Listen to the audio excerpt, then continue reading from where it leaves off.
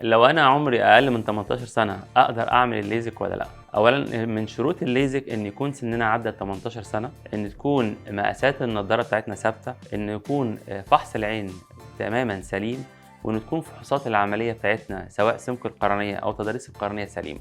أمال إمتى أعمل الليزك قبل سن ال18 سنة؟ الكلام ده بيحصل لو أنا عندي فرق في النظر في العينتين كبير جدًا، وخايفين على حاجة اسمها إن يحصل كسل في عين من العينتين، دي الحالة الوحيدة اللي بيخلّينا نعمل الليزك قبل سن ال18 سنة. طب بالمناسبة أنا سني فوق ال60 سنة أقدر أعمل الليزك؟ بالفعل ما فيش سن كبير يمنع الليزك، طالما فحص العين أثبت إن الشبكية والعصب سُلام وإن ما فيش مَيّة بيضا أقدر أعمل الليزك في أي سن بعد كده. أنا دكتور أحمد سعيد، استشاري طب وجراحة العيون، لو عندكم أي استفسارات ابعتوها لنا على الصفحة.